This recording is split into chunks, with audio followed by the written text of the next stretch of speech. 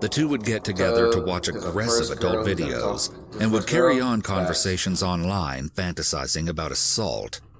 They were high the majority of the time and even began experimenting with drinking blood and other bodily fluids.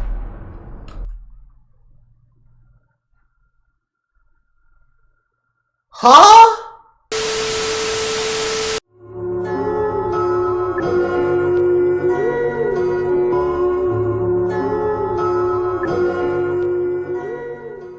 All right, let's watch.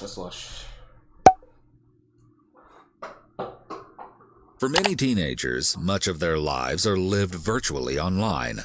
In fact, most talk to their friends almost entirely through text, Snapchat, and online messaging. To them, the online world is just as real as anything else, but it also appears to be safer. Online, teens can share their real thoughts without the same fear of repercussion, and they can even voice their darkest secrets. However, sometimes those secrets are so dark that they can't stay online forever. What's up, Iwu crew? Today we're going to discuss the case of a young Canadian woman who tragically met her end in the most brutal way possible. Wow. Police were baffled when a charred body was discovered hidden inside of a hockey bag. What? But with further investigation and over 1.4 billion pages of data transcripts, it was a clue in the popular game World of Warcraft that eventually led to her killers. Huh? Let's get into it. Fred and Lucy Proctor started their new year off with the best gift possible in 1992. On January 1st, they welcomed a daughter into the world. They named her Kimberly. The family lived in Langford, a town on Vancouver Island, just a short ferry ride from Seattle. Kimberly grew up loving animals. She raised several pets, and it seemed that she was more comfortable around her animals than with the kids her own age. Prone to being the victim of bullying in school, Kimberly wasn't equipped to handle the anxiety she felt in the classroom. Seattle stand up. Crammed hallways and the constant pressure from her peers led Kimberly to transition out of her school. She ended up at Pacific Christian Secondary School, an alternative high school in Victoria where they described that their students are learning and grappling with life and learning from a Christian perspective. Unfortunately for Kimberly, all alternative students were lumped together in the classrooms, regardless of the reasons they were sent there. She was enrolled partly because of her anxiety, and she ended up sitting alongside students with a history of violent outbursts. Cruz Wellwood, a fellow student, was at the school because of his own history of violence. What the fuck? He had reportedly broken another student's nose, and on a different occasion, Chat. had hit another classmate over the head with a chain. What? Cruz's Hold up. He did what now? He had reportedly broken another student's nose, and on a different occasion, had hit another classmate over the head with a chain. With the Cruz's chain? tendencies were a chip off the old block. His father, who had abandoned the family when he was still a baby, is serving a life sentence for assaulting and strangling to death a 16-year-old girl. What? When Cruz was only 7 years old. Nah, bro. Cruz would later... Hey, chat. It runs in the family, bro. It runs in the family, bro. It runs in the fucking family. That is crazy as fuck to me, bro. You know, like I said, I don't tend to bring race into things because obviously race does not mean shit when it comes to like, you know, these type of cases and everything. But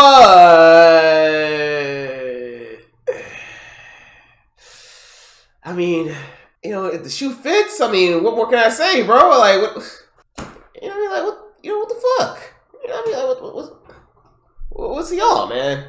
The last video we watched from this channel, you know, it was from a crazy of the craziest, and you seen what he did, so I don't know. You're right. I hated my father for what he did. And he stopped replying to his father's letters. And he had daddy issues too, while living with his grandparents. And he had daddy years issues. later, Cruz, whose teachers described him as, quote, anti-female, moved in with his mother, whom he constantly belittled and had reportedly hit on 2 occasions. Bro, Another student at the school, Cameron Moffat, had been friends with Cruz since the 5th grade. The two would skip school to smoke pot and began consuming alcohol at the age of only 10. Oh my god, bro. I'm sorry for typing so or for pausing so much. But bro, where the fuck do you find weed at 10 years old? Where the fuck do you find weed at 10 years old, bro? Nigga, at 10 years old, I was over here playing Pokemon. I was playing my action figures and shit. I was playing, I had my Hot Wheels and all that shit. I was chilling at 10 years old, bro. I had a pretty fire childhood. Not gonna lie to you. In the hood, it's not that hard. I doubt these kids are from the hood though. Well, maybe I'm wrong, but I doubt they're from the hood. Nigga, the first time I seen weed, I was in 8th grade, and that was literally because this kid I knew in class had it. But even if, bro, I'm not. That shit don't make no sense to me, bro. You buy for a random senior in high school. Okay, but we're not talking about seniors here. We're talking about children, 10 years old. You know what I'm saying? You understand? 10-year-old kids. Hey, man. Later, their drug use would allegedly transition to harder drugs, such as LSD and ecstasy. I doubt a senior sold it. Cameron was a much worse student than Cruz, passing only 5 of his classes during his 4 years in high school. But his larger stature allowed him to display dominance over Cruz by punching him. What? Cameron's aggression in school started in kindergarten. He would hit and push kids, and in middle school, he was suspended twice. In his home life, he was said to physically hurt his sister and even kicked the family dog, breaking its paw on one occasion. He was eventually expelled permanently for bringing... Whoa, Sinister with the Sinister, you stream? Hey, we appreciate the raid from you, my guy. Hope you have a fantastic stream, man. Okay, look, I grew up in a gated community. It was a gated apartment type of shit, but a lot of hood niggas lived in that area. There were niggas who dead ass steal from my house. Niggas who would steal my bike. There are niggas who literally steal it, bro. It was a gated community, but my nigga, it had hood nigga tendencies and shit like that, bro. I don't know. I mean, even living around that certain type of living around that type of environment. I mean, I didn't really turn out like any of them niggas. You got deboed. I guess. I don't know. That's crazy. A box cutter to school and threatening his sister. Nah, this kid's a menace stuff. 16-year-old Cameron, 17-year-old Cruz, and 18-year-old Kimberly all hung out in the same group at their alternative high school, really? And would get together regularly to smoke pot. Kimberly began dating another boy in the group, but was heartbroken when he suddenly broke off their relationship. That's tough. She confided in Cruz and Cameron by messaging them both online. Both boys began to flirt with her. Cameron wrote to her, "There aren't many beautiful things I've seen, but I must say you are one of them." Although Kimberly played along with the flirtations, she ultimately declined their advances. What kind of... Cruz sent messages. What kind of game? What kind of game? Whatever, bro. To Kimberly, saying that she made him feel honest, telling her, "You're beautiful the way you are, oh my and God. I can't lie to you." Oh my God. Kimberly ended up going on one or two dates with Cruz, but ended things through a text message. Following this, Cruz was said to torment her online for the next month. What? The longtime childhood friendship between Cruz and Cameron had gradually developed into something much darker and more violent. The two would get together to watch aggressive adult videos and would carry on conversations online fantasizing about assault. They were high the majority of the time and even began experimenting with drinking blood and other bodily fluids.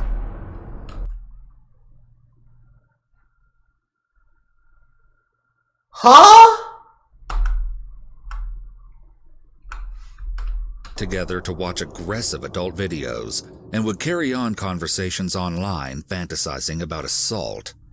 They were high the majority of the time and even began experimenting with drinking blood and other bodily fluids. I'm fucking disgusted. The next known contact between Cruz and Kimberly happened the same night she was messaging online with Cameron.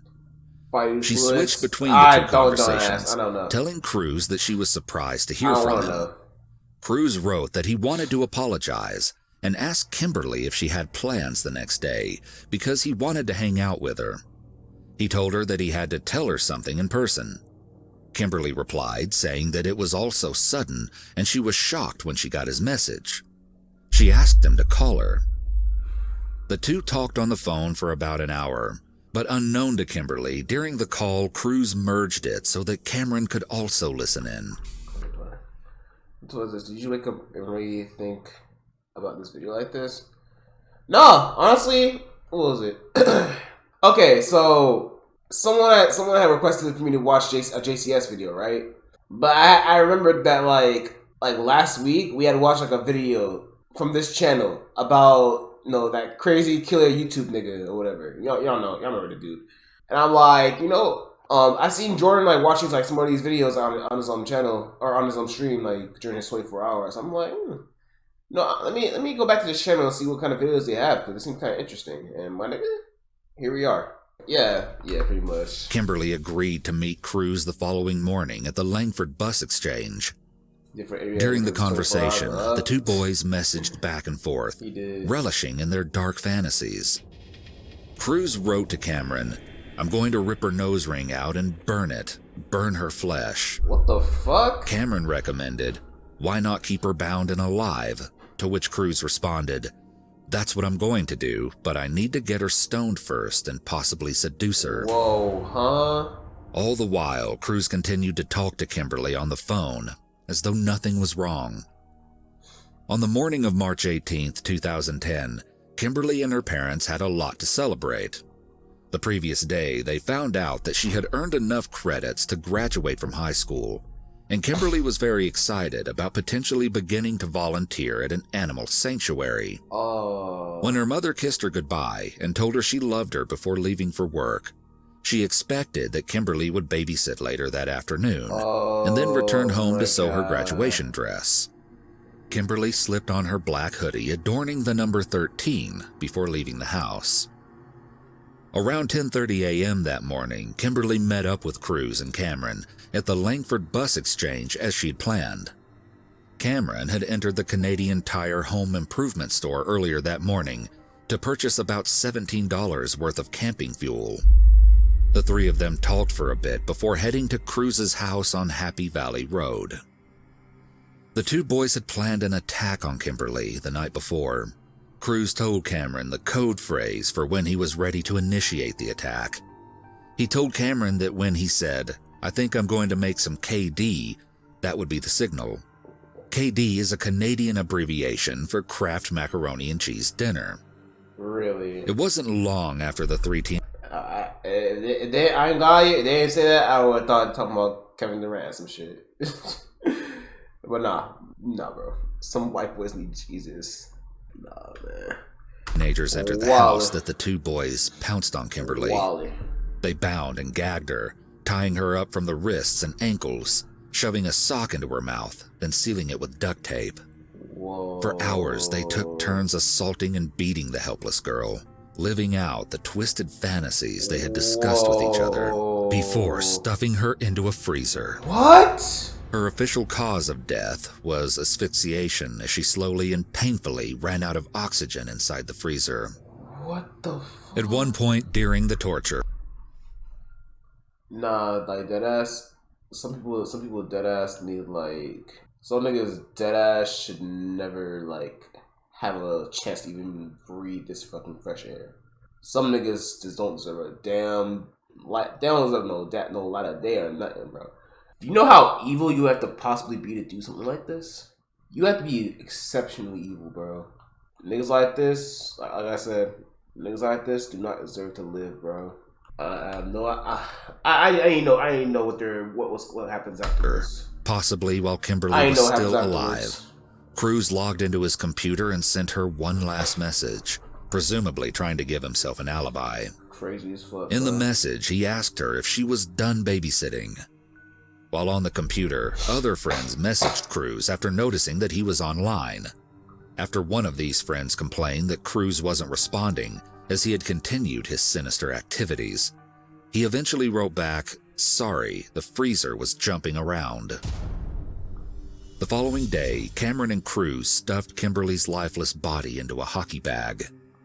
Cameron, the stronger of the two, was able to carry the bag to the public bus stop, where they, along with Kimberly's corpse, boarded the bus heading for a popular hiking trail. Getting off the bus near the Galloping Goose Trail, they carried the body into the woods and under a bridge. They covered the bag in the camping fuel that Cameron had purchased the previous day before setting it on fire. During their time under the bridge, Cruz sent a message from his phone, one that he would come to regret. The boys then continued on as if nothing had happened. Later that day, Cameron had brunch with his mother and grandmother, who ended up buying him a video game afterward. Oh my God. Cruz then spent the day at his house with a girl he was dating. Oh my God. All the while, Kimberly's family was worried sick and desperately searching for her. At around 7 p.m. that evening, imagine being the grandparents of those fucking bitch ass niggas, and just having a nice little lunch or dinner or whatever it is with them, and not even buying them a video game and not knowing that they literally murdered someone. Like, that's just crazy to me. A few hikers went under the bridge of the Galloping Goose Trail, where they discovered Kimberly's charred remains. They notified authorities, who immediately began an investigation. It only took 3 days for police to use dental records to confirm the identity of the body as Kimberly Proctor. Her family was utterly devastated. At first, investigators were bewildered. Who could be responsible for doing such a horrific thing to an 18-year-old girl? His friends and family set up a public memorial page in Kimberly's honor on Facebook. They kept close watch, scouring each post and comment for clues. You'd be amazed at how many people don't have a single privacy setting on there, said one of the authorities on the case. Cruz, already worried that his text message sent from the Galloping Goose Trail could be incriminating, grew more cautious about leaving any online traces that could lead the police to him. Nonetheless, he couldn't fight back the desire to share the gruesome acts that he had committed with his online gamer girlfriend, who lived in Halifax, Nova Scotia. He messaged her 5 days after murdering Kimberly, sharing with her that he wanted to tell her something important, and that he wanted the two to talk in a chat room in World of Warcraft. What the fuck? He chose the multiplayer online role-playing game as his medium because he thought the conversations were less likely to be saved than a traditional messenger. It's pretty fucked up, though. He confessed the crime to his online girlfriend and even sent her links to news articles to back up his story. Unsurprisingly to him, she responded, "I'll always be here no matter what you do." Cameron also confirmed Cruz's story to his gamer girlfriend through World of Warcraft. When the girl asked Cruz if he felt sorry for Kimberly's friends and family, and, quote, "all whose lives you have ruined," Cruz replied, "No, I don't feel bad for them." For the next few weeks, Cruz attended school intermittently, while fellow students mourned the loss of Kimberly. He had outbursts in class when the subject of Kimberly came up, telling one student, "I'm glad she's dead. I hated her." Whoa. Cruz and Cameron bragged to Wait, what? In class when the fellow students mourned the loss of Kimberly. He had outbursts in class when the subject of Kimberly came up, telling one student, "I'm glad she's dead. I hated her." Bro, imagine being like a close friend of like Kimberly or some shit, like a really, really close friend, and this motherfucker that killed her says that to you. Not gonna lie to you, man. Hey, it's gonna be one of us going to prison or juvie or whatever it is. It ain't gonna be you, bro. Well, it ain't gonna just be you. You feel me? If I were in said person situation, but that's fucking crazy, dude. They torture him every day, but he was like torture him again. Torture needs to be like a sentence now. Cruz and Cameron bragged to themselves over online chat rooms that they were getting away with the murder. Feeling confident, Cameron wrote to Cruz, Since we killed that and it wasn't too hard, we should do it again. Eventually, the two boys were brought in and questioned by police. Although they admitted to seeing Kimberly the morning of her murder, they said she left early to go to school. Investigators weren't convinced, and it wasn't too long before they had enough evidence to monitor both of them officially. Cruz and Cameron had their homes bugged by and it wasn't too hard, we should do it. Cameron wrote to Cruz, "Since we killed that and it wasn't too hard, we should do it again." Wait, what? What the fuck is wrong with these dudes, bro? Nah, Eventually, man. the two boys were brought in and questioned by police. Nah, bro. Although they admitted to seeing Kimberly the morning of her murder, they said she left early to go to school. Investigators weren't convinced, and it wasn't too long before they had enough evidence to monitor both of them officially. Niggas is psycho. Cruz and Cameron had their homes bugged by investigators, along with their cell phones and even the gazebo at a park where they hung out. They also traced their online searches and retrieved old texts and online messages. In the end, the evidence collected accumulated to the equivalent of a staggering 1.4 billion pages of data and transcripts between the two of them. What? Cruz and Cameron were both arrested on June 18, 2010. Both boys were said to be extremely calm when taken into custody. 2 days later, police began to interrogate Cameron, but when they asked for specific details, Cameron toyed with police, saying, "I'm telling you the truth. I'm just not telling you every single little thing that happened down to the tiniest grain of detail that can come up into my mind." Mm-hmm. And trust me, there's a lot of really disgusting... He told them that they burned the body, knowing that the bones would be left behind, but at least the evidence of the bruises and horrors acted out upon Kimberly's flesh would be gone. He also said, "There's going to be a time and place one day when this is going to be so easy to tell." What? In a conversation recorded between the two teens that took place in a sheriff's van on the way to their first court appearance, Cruz could be heard telling Cameron about his interrogation. He said, "They were really trying to stroke my ego, telling me how smart they think I am." Cameron replied, "I just laughed at half the things they said and just sat there with a big-ass grin on my face." Both Cruz and Cameron pleaded guilty to first-degree murder and indignity to human remains. Even though both teens were minors at the time of the crime, Really? the prosecution sought adult sentences. Facts! W! Almost a year after the murder, a Canadian court sentenced Cruz and Cameron to life in prison, with no chance of parole for 10 years. W! They were transferred to adult facilities where a more comprehensive offender treatment program is offered. One of these treatments includes chemical castration, which is a drug treatment used in Canada to reduce the likelihood of recidivism in assault crimes. Oh shit. Even though the sentence imposed was the maximum penalty for a juvenile under Canadian law, Kimberly's parents were not satisfied with the justice served. They wanted to see the boys pay for their crime with their lives. Shit. I wouldn't mind to see them niggas burned to a fucking crisp either. I wouldn't mind seeing that shit either. But life in prison is pretty fucked too. You know what I mean? You know what I mean? As long as we know that these niggas will never ever see the light of day ever again, I'm fine with that. These two should be nowhere in society ever again. They should be nowhere in society ever again. Like legit. Nowhere. Oh, they have a chance at parole. Oh. That's fucking crazy. Why the fuck is hanging that? However, the death penalty is not an option in Canada. Crazy. Kimberly's mother, Lucy, told reporters, quote, "When an animal is sick, you put them down. They're not even animals. I don't like to use that word because Kim was a huge animal person. Those two are monsters." Kimberly's father, Fred, would tell reporters outside the courtroom, "These animals aren't rehabilitatable.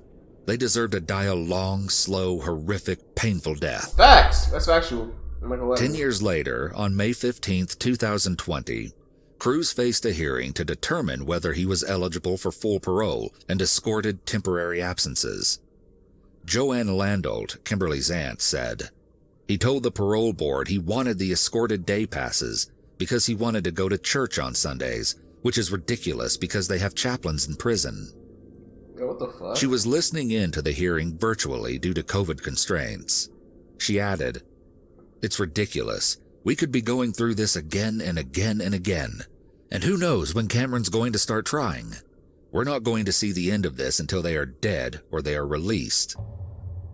Cruz's parole was denied in the first 10 minutes, but he will automatically be eligible for parole again in 5 years. Bro, what? He can apply for escorted day passes anytime. Reports about the crime were careful not to blame video games, specifically World of Warcraft. However, the online chat room played a key role in gathering the evidence needed to convict Cruz and Cameron. Recalling the tragedy, Kimberly's mother said, "It doesn't go away, and thinking about what she went through is beyond horrific."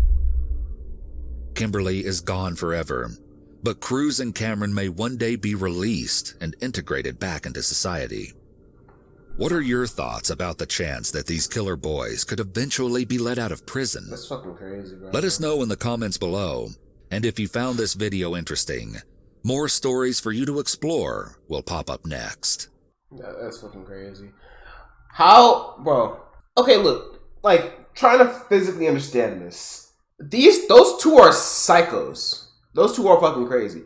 Why would you ever have them give them the chance or the ability to get let out to society ever again? Why? Bro, these niggas literally beat up, look, they tortured and beat up a fucking innocent, defenseless girl, alright, and locked her in a freezer to freeze and suffocate to death. Then they tried to burn the body, and the niggas had no remorse at all about it, bro. Zero remorse about it. These two are psychos. They're psychotic as fuck, bro. No, actually, no. Let me correct myself. They're sociopaths. Sociopaths. These two have no feeling of empathy. They're fucking crazy, and they have a chance to get parole. There are niggas who have literally got. There are niggas who literally get life in prison or fucking, you know, not even life in prison, fucking life sentences and shit for weed or some bullshit like that, bro. And they don't get no type of parole. So like, what the fuck? Why should they even get the chance to get freed, bro? It's crazy as hell. Canadian laws can be tougher. Possible freedom of 10 years after butchering a human body should be feasible. That's all I'm saying. I couldn't imagine being the father or the mother of Kimberly's. You know what I mean? I couldn't imagine, like, or better yet, I couldn't imagine having a child that suffered that fate, and their killers have a potential to even get out of, like, prison. You know what I mean? Like, that would make no sense to me, bro. That makes zero sense to me. I don't give a fuck. That shit's crazy. What is the world we live in, chat? What is the world we live in, man? That shit's crazy. Audio Jungle.